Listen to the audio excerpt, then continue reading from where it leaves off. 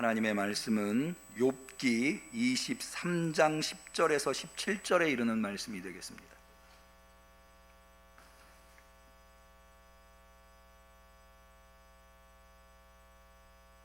구약성경 784페이지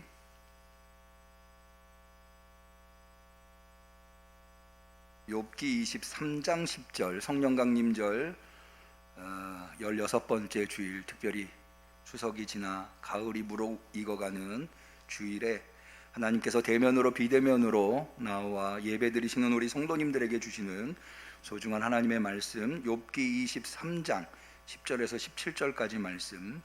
본문이 길어서 우리 같이 봉독하기로는 10절 한 절만, 첫 절인 10절 한 절만 우리 다 소리를 내어서 한 마음이 되어 봉독하도록 하겠습니다. 나의 가는 길을 오직 그가 아시나니 그가 나를 단련하신 후에는 내가 정금같이 나오리라. 이는 하나님의 말씀입니다. 아멘. 아멘. 욥기는 성도들에게 주는 의미가 작지 않습니다.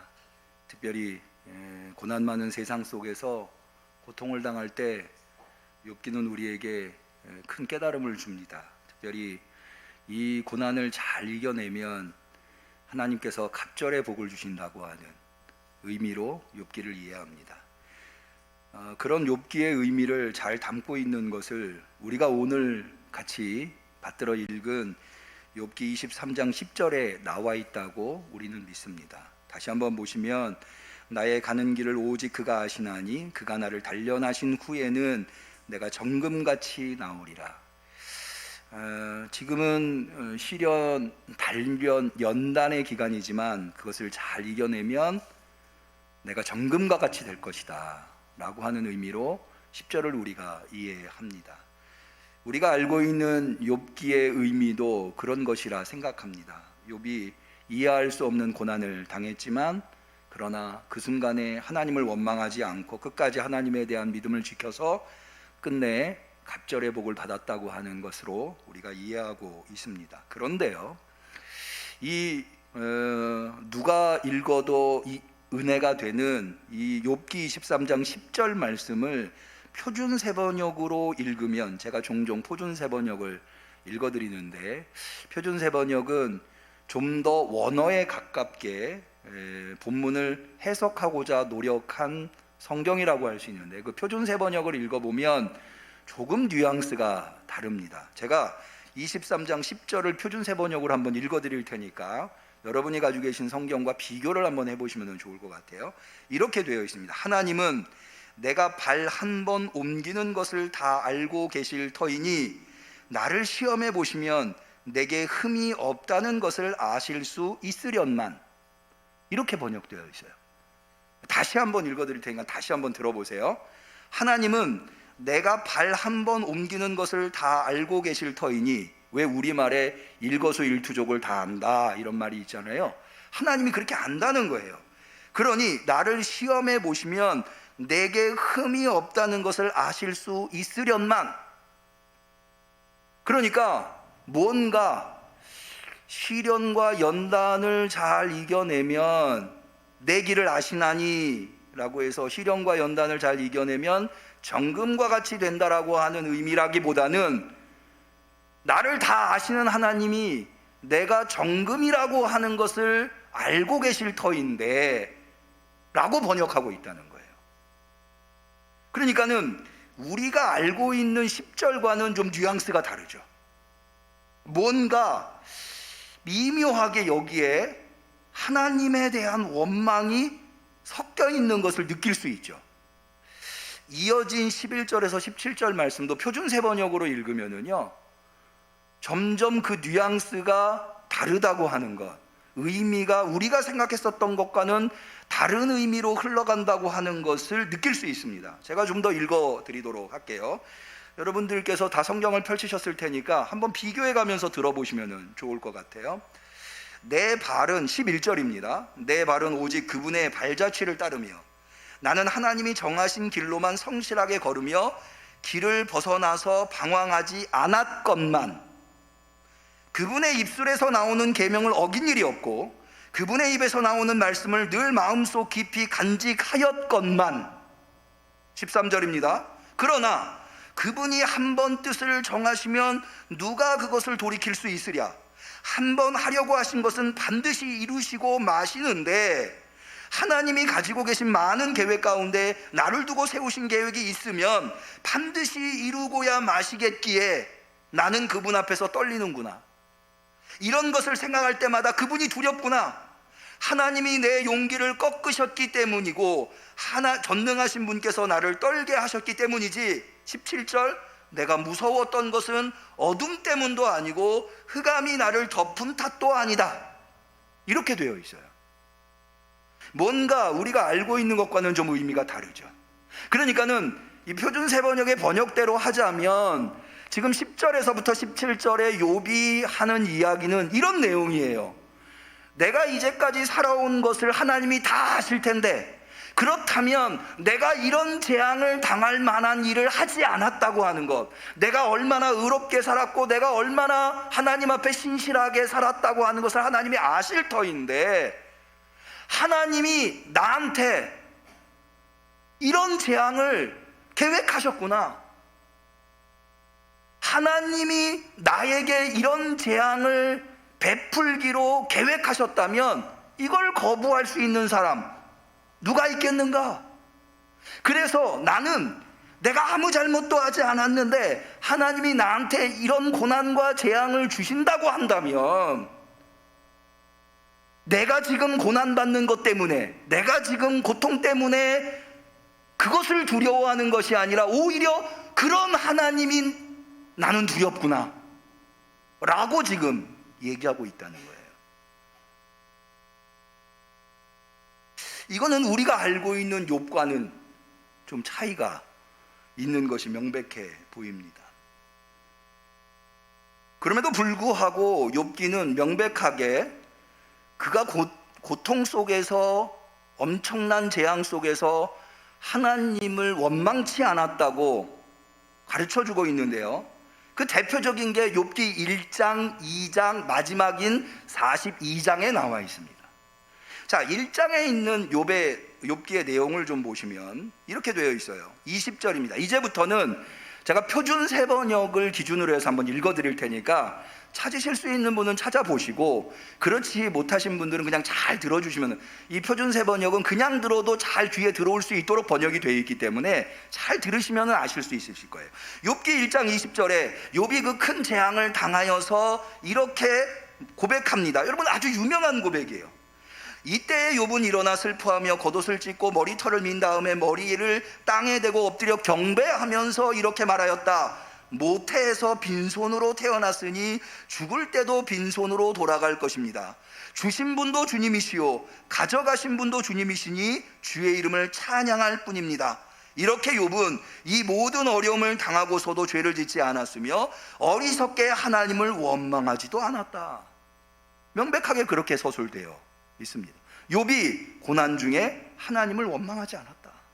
또 우리가 잘 아는 대로 욥기 2장에 보면 자녀들까지도 일순간에 죽음을 당하게 됐을 때 욥의 아내가 욥을 찾아와서 이루 할 수 없는 말을 쏟아놓습니다. 9절입니다. 욥기 2장 9절. 그러나 아내가, 여기 아내는 욥의 아내를 얘기해요. 그에게 욥에게 말하였다. 이래도 당신은 여전히 신실함을 지킬 겁니까? 차라리 하나님을 저주하고서 죽는 것이 낫겠습니다. 10절입니다. 그러나 욥은 그에게, 그렇게 말하는 아내에게 이렇게 대답하였다. 당신까지도 어리석은 여자처럼 말하는구려. 우리가 누리는 복도 하나님께로부터 받았는데 어찌 재앙이라고 해서 못 받는다 하겠소? 이렇게 하여 욥은 이 모든 어려움을 당하고서도 말로 죄를 짓지 않았다. 우리가 잘 알고 있는 욥의 모습이 나와 있습니다.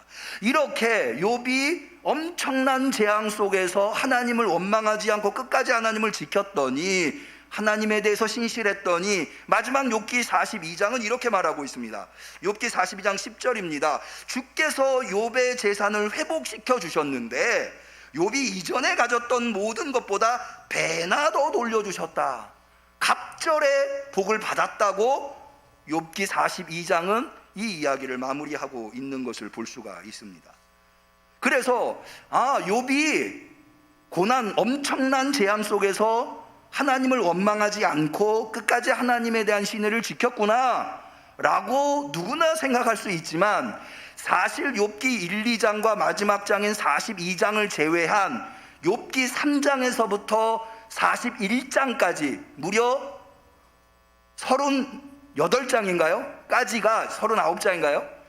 내용은 주로 욥을 위로하러 온 친구들과 욥의 대화로 이루어져 있는데, 그 욥기의 대부분을 이루고 있는 욥기의 내용을 보면 우리가 알고 있는, 전혀 하나님을 원망하지도 않고 욥이 그 고통을 고스란히 감내하면서 믿음을 지켜냈다고 하는 그 우리의 이해와는 사뭇 다른 모습이 3장에서부터 41장까지 나오고 있는 것을 볼 수 있습니다. 먼저 욥은 자기를 위로하기 위해서 이 친구들이 와서 욥과 7일 동안을 울며 같이 울어줘요.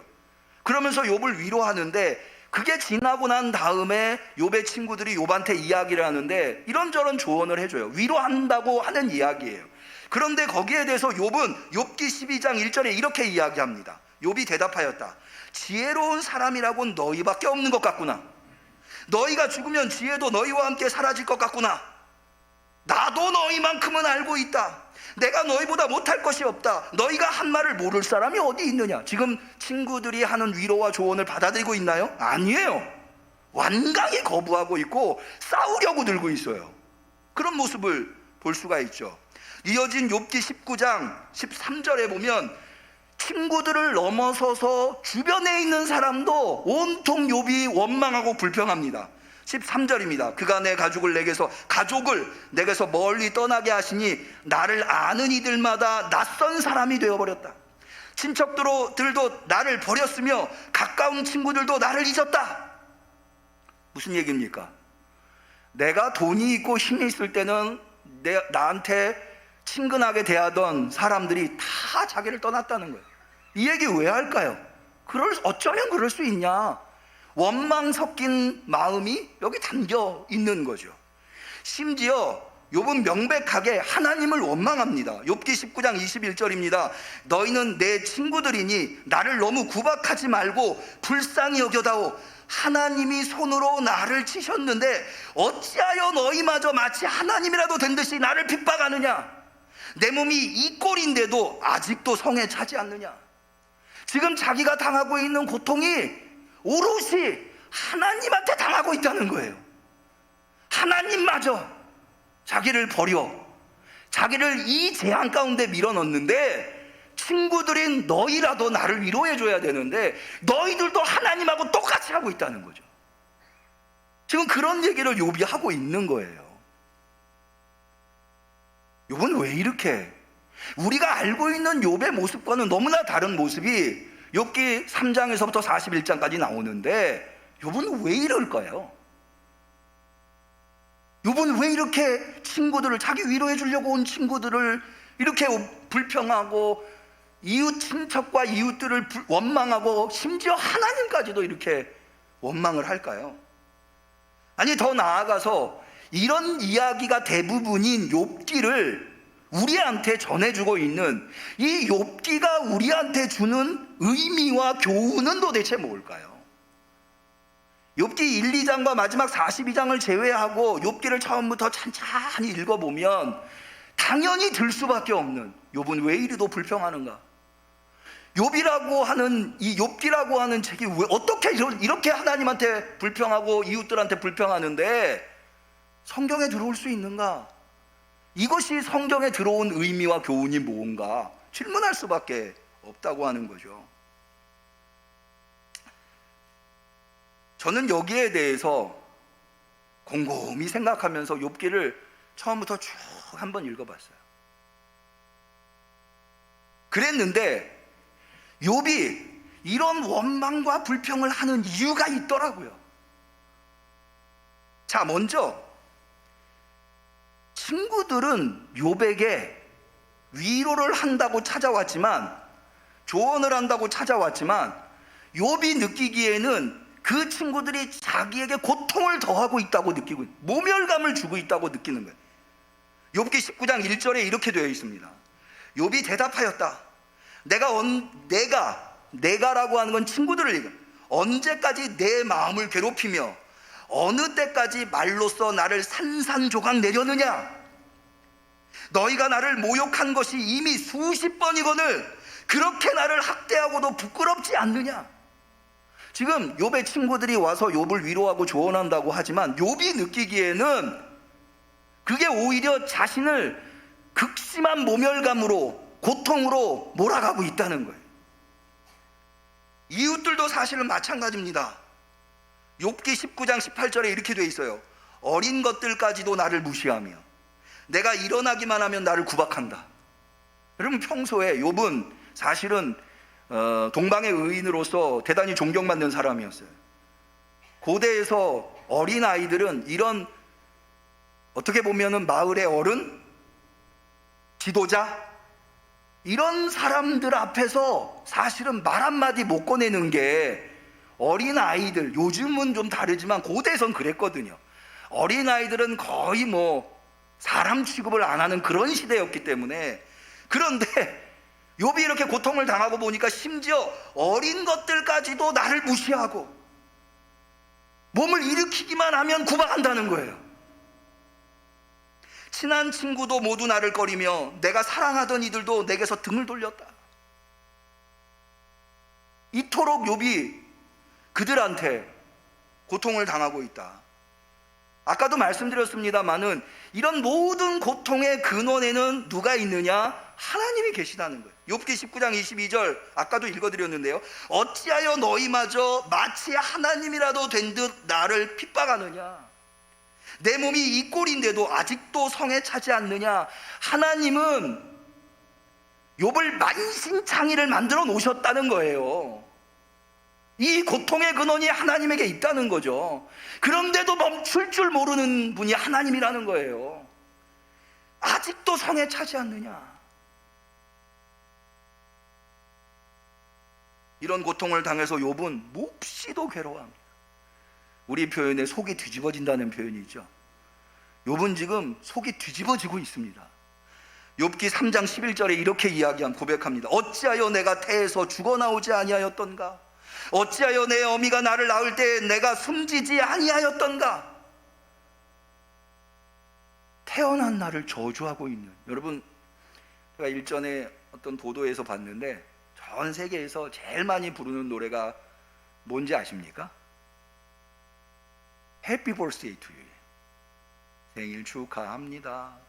Happy birthday to you. 사랑하는 누구 생일 축하합니다. 생일은 물론대소하고, 생일이라면 그 사람이랑 좋은 관계든 안 좋은 관계든 어떤, 그 사람이 지금 어떤 형편에 놓여있든 상관없이 생일이라면 무조건 축하해 주는 게 인지상정이잖아요. 그런데 욥은 지금 자기가 태어난 날을 저주하고 있어요. 왜 내가 태어나가지고, 왜 죽어서 태어나지 않고 살아서 태어나가지고 이 고통과 이 재앙을 당하고 있는가? 완전히 얼마나 지금 욥의 속이 뒤집어졌는지 아시겠죠? 그럼 왜 이렇게 속이 뒤집어졌을까요? 왜 이렇게?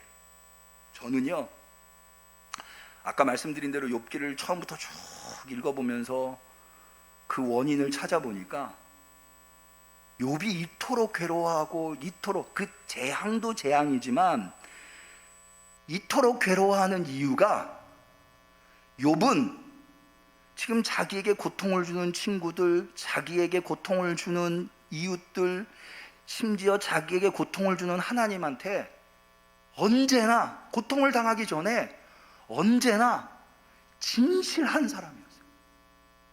욥은 친구들에게도 진실하게 대했고요, 이웃들, 특별히 어려움에 처한 사람들을 욥은 한 번도 외면해 본 적이 없어요.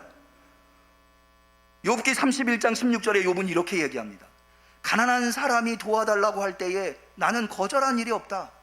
앞길이 막막한 과부를 못 본 채 한 일도 없다.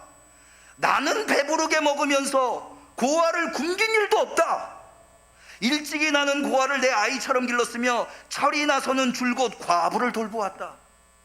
여러분, 고아를 내 아이처럼 키웠다는 게 뭐예요? 길렀다는 게.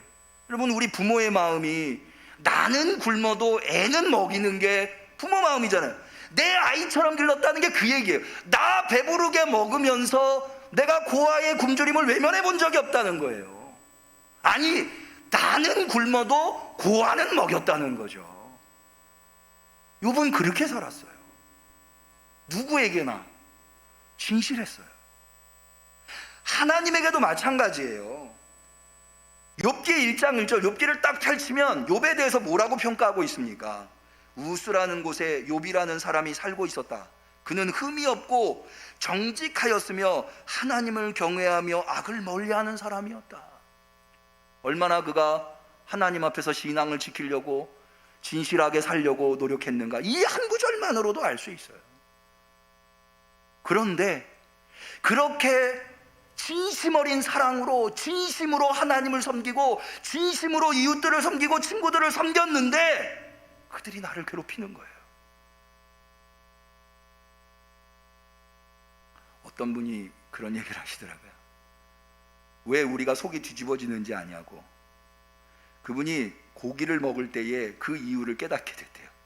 그러면 우리가 고깃집에 가서 불판에다가 고기를 익힐 때에 구울 때 고기를 언제 뒤집습니까?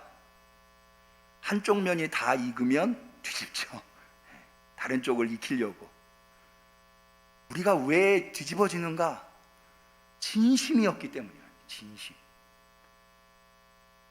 그 사람한테 진심이었는데 그 사람이 나한테 고통을 주는 거예요. 내가 하나님한테 진심이었는데, 얼마나 내가 하나님을 사랑하고 내가 얼마나 하나님을 섬겼는데 어쩜 하나님이 나한테 이럴 수 있느냐. 진심인 거죠. 여러분, 전혀 상관도 없고 관계도 없는 사람이 지나가다가 나를 욕했어요. 그러면 우리는 어떻습니까? 그것 때문에 속이 뒤집어집니까? 물론 그러실 수도 있겠습니다만은 좀 이상한 사람이네, 그러고 마는 거죠. 여러분, 언제 속이 제일 많이 뒤집어지세요? 자녀가 속색이면 뒤집어지지 않으세요? 왜 그래요? 진심이었거든요. 난 자녀를 진심으로 사랑했거든요. 근데 너가 어떻게 나한테 그럴 수 있느냐? 진심이면 뒤집어져요. 제가 왜 이 얘기를 말씀을 드리느냐? 여러분, 그렇기 때문에 누군가를 진심으로 대하지 말아야 된다는 이야기를 드리려고 하는 게 아니에요. 저는 이 이야기를 쭉 읽으면서 뭐가 느껴지는가 하면, 내가 얼마나 많이 하나님의 마음을 뒤집어 놓았을까. 여러분, 하나님이 얼마나 우리를 진심으로 대하셨나요? 얼마나 하나님이 우리를 진심으로 사랑하셨나요?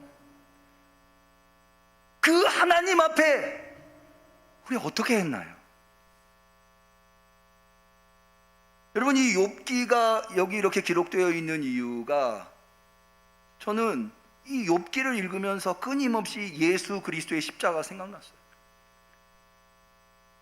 여러분, 예수님이 얼마나 제자들을 진심으로 대했어요. 제자들이 굶주렸을 때 예수님은 한 번도 외면해 보신 적이, 제자들이 풍랑을 만나서 고통당할 때 심지어 그 배에 안 계셨던 예수님이 무리를 걸어서서 제자들을 찾아오셨어요. 그랬는데 예수님이 십자가에 달릴 때 제자들이 다 떠나는 거예요. 베드로가 예수님을 3번을 부인하는 거예요. 그때 예수님의 마음이 어떠셨을까? 하나님이 우리 때문에 얼마나 많이 속이 뒤집어지셨을까? 그런데요, 여러분, 제가 이 얘기를 하려고 하는 게 아니에요.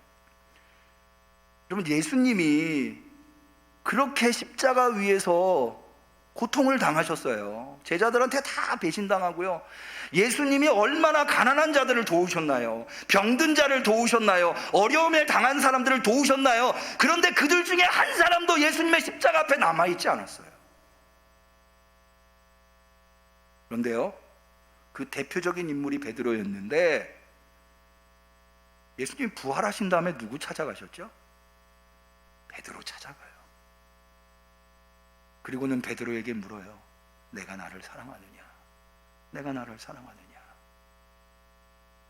여러분, 어떤 분은 이렇게 생각하실지 모르겠어요.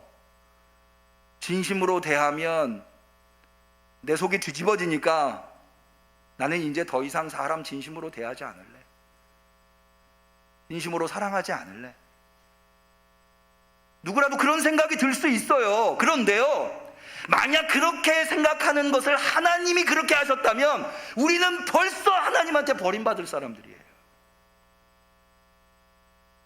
10번, 20번, 100번, 1000번, 10,000번을 버림받아도 할 말이 없는 사람들이에요. 얼마나 우리가 하나님 뒤집어 놨어요. 그런데 여전히 오늘도 우리를 찾아오셔서 우리를 품어주시고 내가 나를 사랑하느냐? 내가 나를 사랑하느냐? 저는 욥기를 읽으면서 내가 얼마나 하나님의 마음을 아프게 하며 하나님의 마음을 뒤집어 놓았을까? 그런데도 여전히 하나님은 나를 포기하고 계시지 않구나. 나를 붙들고 계시구나. 그걸 깨닫게 하시려고 욥기를 나한테 보여주신 것이 아닌가. 욥의 고난이 우리에게 주는 다음의 의미는 이런 것입니다. 욥기는 지혜서에 해당합니다. 우리 성경에는 지혜서가 3권이 있죠. 잠언, 욥기, 전도서. 근데 잠언은 늘 제가 기회가 있을 때마다 말씀드립니다마는 전통적인 지혜를 가르쳐 줄 때 이 잠언을 인용합니다. 이 전통적인 지혜를 한마디로 얘기하면 인과응보라는 거예요. 오늘날도 사실은 이 전통적인 지혜가 이 세상을 지배합니다. 원인이 있어야 결과가 있다는 거예요. 우리나라 말에도 아니 땡 굴뚝에 연기 나냐, 이런, 이게 다 원인이 있으니까 결과가 있다는 이야기죠. 그러니까 누군가 재앙을 당했다면 분명히 그 재앙에 합당한 원인이 있다는 거예요. 누군가 복을 받았다면 그 복을 받을 만한 일을 그 사람이 했다는 거죠. 이게 인과응보예요. 그 인과응보의 사상을 가장 잘 보여주는 게 시편 1편입니다. 시편 1편을 토라 시편이라고도 하지만 지혜 시편이라고도 합니다. 여러분 잘 아시니까 제가 인용할게요. 복 있는 사람은 악인의 꾀를 쫓지 아니하며 죄인의 길에 서지 아니하며 오만한 자의 자리에 앉지 아니하고 오직 여호와의 율법을 즐거우며 그 율법을 취하로 묵상하는 자로다.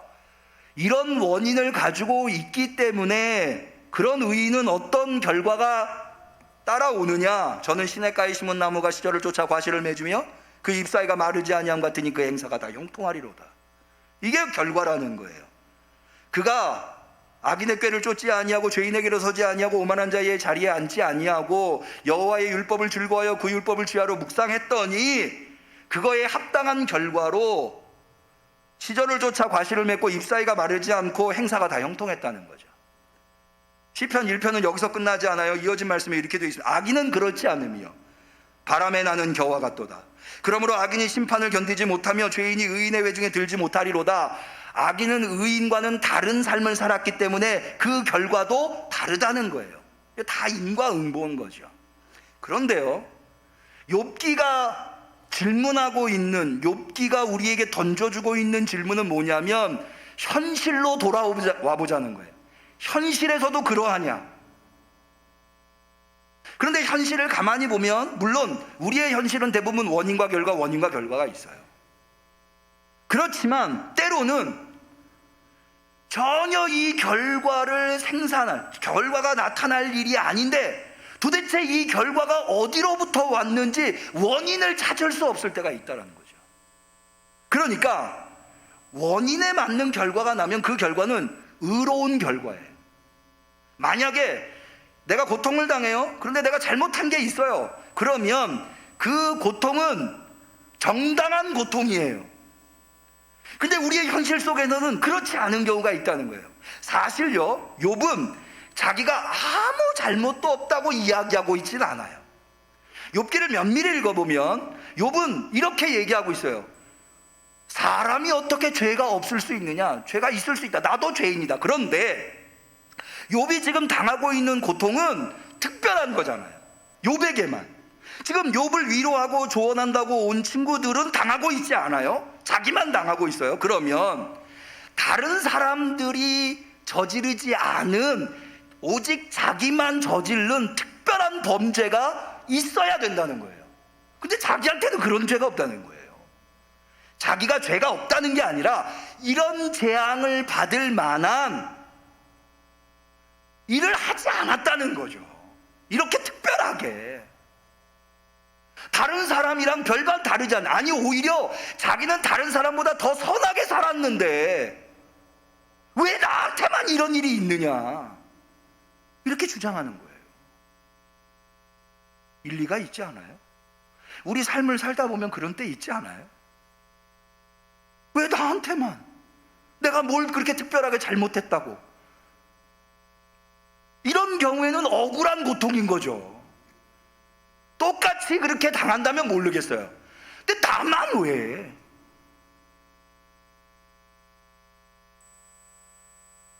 그런데요, 어쨌든 욥은 그 고통 속에서 하나님과 깊은 씨름을 합니다. 하나님 도대체 왜? 그런데 욥의 마지막 이야기가 우리의 마음을 울려요. 욥은 그 고통을 온몸으로 경험합니다. 그 아픔을 그냥 아프지 않은 거야 라고 생각하지 않고 세포 하나하나가 아파하면서 그 아픔을 오롯이 경험해내요. 그러고는 그가 내린 결론, 욥기 42장 5절에 이렇게 욥이 고백을 합니다. 주님이 어떤 분이시라는 것을 지금까지는 제가 귀로만 들었습니다. 그러나 이제는 제가 제 눈으로 주님을 뵙습니다. 다시 말해서 이 고통의 원인이 무엇인지는 알 수 없으나 그 고통을 붙들고 하나님과 씨름하고 났더니 그 고통 속에서 하나님을 더 깊이 만나게 되었다는 거예요. 눈으로, 귀로만 들었는데 이제는 눈으로 주님을 뵐 수 있었다. 저는 이것을요, 이런 생각이 들어요. 우리가 때로는 억울한 고통, 억울한 재앙을 당할 수 있어요. 왜 그런 재앙을 당하는지 정당한 이유가 무엇인가를 정할 수는 없지만 그 고통을 당했을 때의 정당한 태도, 그 고통을 어떻게 이겨낼 것인가, 경험해낼 것인가, 태도, 정당한 태도는 내가 정할 수 있어요. 다시 말했습니다. 고통의 정당한 이유는 정할 수 없지만 고통의 정당한 태도는 정할 수 있어요. 그렇게 그 고통 앞에서 내가 씨름하잖아요. 하나님을 붙들고 씨름하잖아요. 그러면 고통을 당하기 이전보다 훨씬 더 깊이 있는 신앙과 인격을 가지게. 저는 그래서요, 이렇게 좀 표현하고 싶어요. 여러분, 오늘 설교 제목 혹시 보셨나요? 네. 꽃이 지는 이유. 제가 설교 제목을 정할 때요, 굉장히 많이 고민하고 정합니다. 그냥 정하지 않고요. 그때 고민하다가 이렇게 정했어요. 꽃이 지는 이유. 한번 저를 따라해 보실까요? 꽃이 지는 이유. 여러분, 꽃이 왜 진다고 생각하세요? 꽃이 지는 여러 가지 이유가 있을 거예요. 그런데요, 꽃이 지는 이유는 열매를 맺기 위함이에요. 꽃이 져야 열매를 맺을 수 있어요. 저는 꽃이 우리의 자존심이라고 생각을 해요. 인생을 살다 보면요, 내가 아무 잘못도 하지 않았는데 엄청난 재앙으로, 고통으로 내 자존심이 온갖 떨어질 때가 있어요. 그런데요, 너무 그것 때문에 괴로워하지 마세요. 꽃이 졌다고, 내 자존심이 떨어졌다고, 이제 그때부터 열매를 맺을 기회가 온 거예요. 열매를 맺을 기회. 제가 일전에요, 우리 성도님들한테 김홍도가 아니고 그 세한도, 추사 김정희의 세한도를 제가 한번 보여드린 적이 있죠. 그 세한이라고 하는 게 추운 계절, 추운 세월, 세한. 추운 계절이 돼봐야 진정한 나무를 알아볼 수 있다. 늘 여름에는 다 푸르르죠. 근데 추워져야 뭐가 진짜 푸르름인가가 드러난다. 친구도 마찬가지다. 내가 잘 나갈 때는 다 친한 것 같고 다 나를 좋아하는 것 같은데, 나의 인생에 새한 겨울이 찾아와 보면 누가 진정한 친구인지 안다. 그런데요, 여러분, 그걸 자기 자신한테 한번 적용해 봤으면 좋겠어요.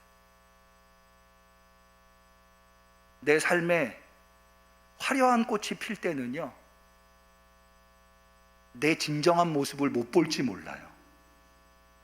근데 그 꽃이 다 지고 나면, 떨어지고 나면 내가 하나님 앞에 얼마나 보잘것없는 인간인가 그대로 드러나요.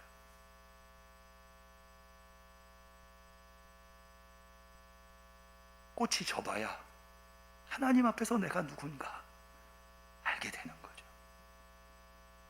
그런데요, 꽃이 졌다고 너무 실망할 필요 없어요. 이제 열매 맺으면 돼요. 신앙의 열매, 나의 인격, 인품의 열매. 여러분, 예수님께서 십자가에 이루 말할 수 없는 고통을 당하셨죠. 그러나 그 고통이, 십자가가, 그래서 예수님의 그 화려한 모든 모습이 다 떨어지고 난 그 십자가로 인해서 온 인류는 구원이라는 열매를 얻을 수 있었어요. 이게 성경이 우리에게 가르쳐주는 교훈이에요. 여러분, 혹시 고난 중에 있으세요? 내가 왜 이런 고통을 당해야 되지? 이해할 수 없는 어려움 가운데 있으세요? 제가 그 원인이 어디 있는지 여러분들한테 밝히 말씀드릴 수는 없지만 여러분이 하실 수 있는 게 있어요. 이제 열매 맺을 계획을 세우세요. 하나님과 씨름하세요. 예수님이 십자가 위에서 엘리 엘리 라마 사막다니 했던 것처럼 하나님과 씨름하세요. 그럼 하나님께서 여러분들에게 꽃과는 비교할 수 없는 열매를 주실 거예요. 기도하겠습니다. 하나님 아버지, 오늘 욥기를 통해서 우리에게 생각지 못한 교훈을 깨달아 알게 하시니 감사합니다. 주님, 내 고통만 생각했지, 내 속이 뒤집어지는 것만 생각했지, 하나님의 고통, 하나님의 속을 뒤집어 놓은 나를 생각하진 않았습니다. 욥을 통해서 그것을 깨닫게 하시니 감사합니다.